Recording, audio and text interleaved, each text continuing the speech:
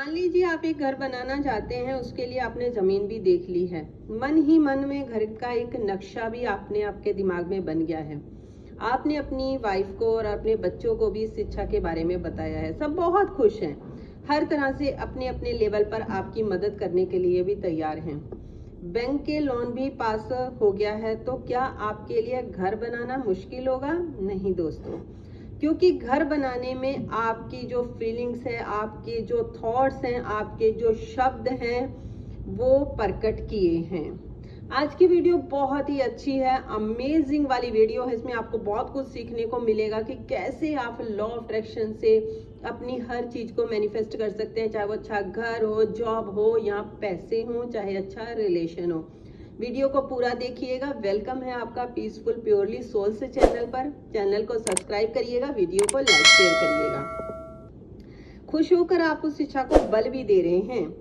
सबसे मुख्य बात यह है कि आपने एक्शन भी ले लिया, यानी कि जमीन भी देख ली, लोन भी पास करवा लिया। कुल मिलाकर हम इच्छा को पूरा करने के लिए अपने फीलिंग्स, अपने थॉट्स, अपने शब्दों और अपनी एक्शन पर हमारा एक रूप है।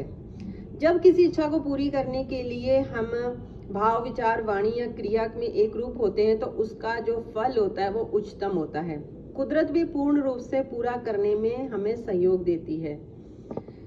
आप जो चाहते हैं उसे जल्दी अंजाम देने के लिए आपको अपने भाव, विचार, वाणी और एक्शन को एक रूप में लाना होगा। अगर इसके उल्टा, अगर आप अपने भाव में घर बनाना है, लेकिन आपके थॉट्स जो हैं, आपके शब्द और आपका एक्शन एक नहीं है, तो क्या होगा?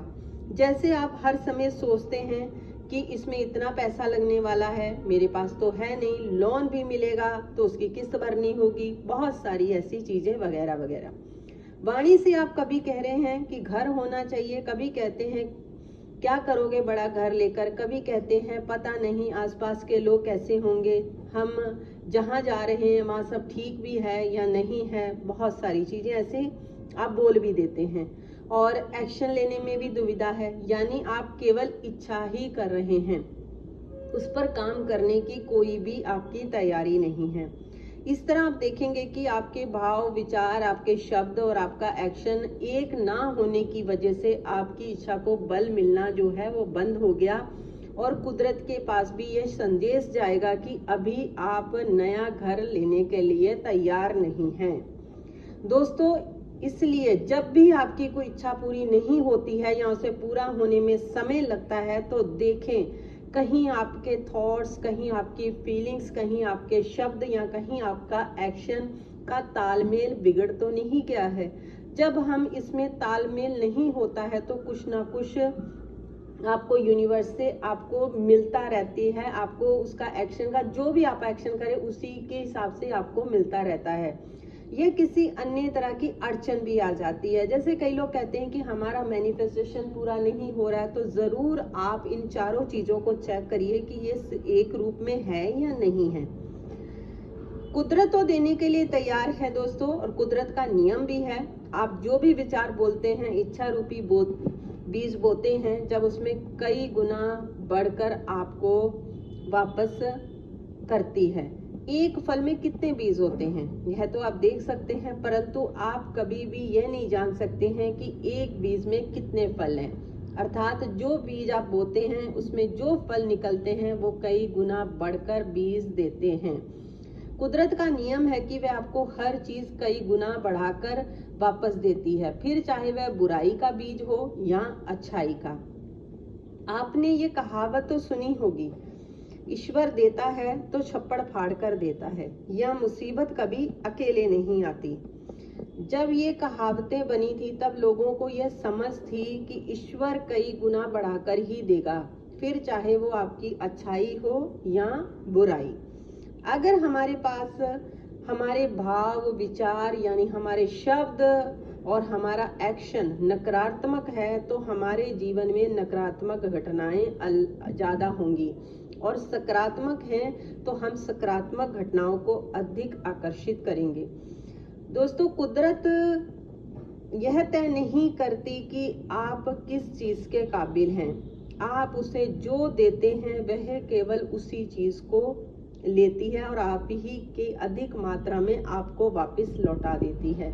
यदि आप कुदरत को अच्छाई, प्रेम और विश्वास के बीज देंगे तो आप अनुभव करेंगे कि पूरा विश्व आपको अच्छाई, प्रेम और विश्वास दे रहा है, वह भी कई गुना बढ़कर।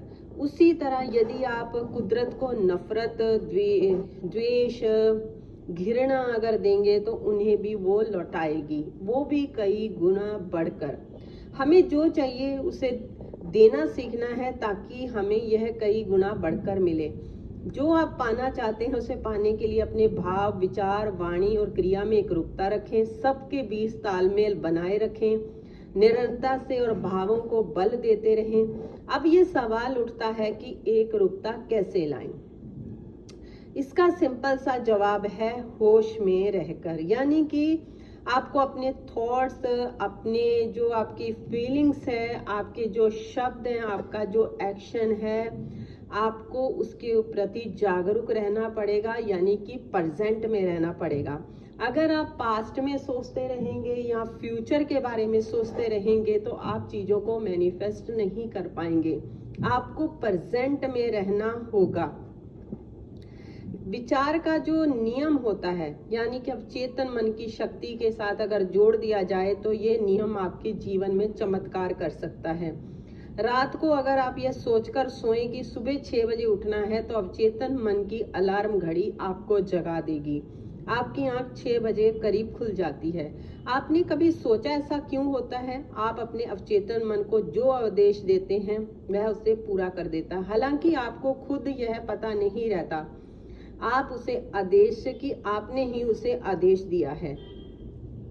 इसी तरह मान लीजिए किसी काम में गड़बड़ी हो जाए और हर बार चाहे मजाक में सही आपने खुद से कहा, मैं इतना मूर्ख कैसे हो सकता हूँ, तो ये बात नहीं जानते कि आपने अपने अवचेतन मन को क्या बताकर अनर्थ कर दिया है। इसके बाद होगा कि यह अवचेतन मन आपके जीवन की सारी घटनाओं की छानबीन करके आपके सामने ऐसी तस्वीरें पेश करके साबित कर देगा कि आप सचमुच मूर्ख हैं। इसके बाद अवचेतन मन आपके माध्यम से ऐसे ज्यादा काम करवाएगा जिससे आप मूर्ख साबित हों। यही अवचेतन मन की शक्ति है, यही आपका विचार है, यही आपकी कल्पना की शक्ति है। और जब भी आप विचार बोलते हैं या आप कोई वाणी बोलते हैं, उसके साथ आपकी फीलिंग्स जुड़ जाती है। आपकी बॉडी लैंग्वेज क्या है, उसी के हिसाब से आप चीज़ों को मैनिफेस्ट करते हैं।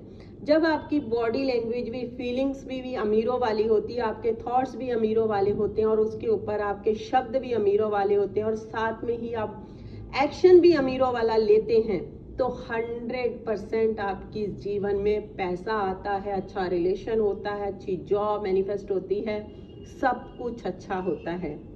तो ये थी आज की वीडियो आप लोगों के साथ कि आप कैसे धनवान हो सकते हैं, अपनी लाइफ को लग्जूरियस लाइफ में बदल सकते हैं। कैसी लगी ज़रूर मुझे ये कमेंट करके प्लीज़ बताइएगा। यहाँ तक आपने मेरी वीडियो को देखा, थैंक यू सो मच। हमेशा मुस्कुराते रहिए। Take care, bye bye everyone.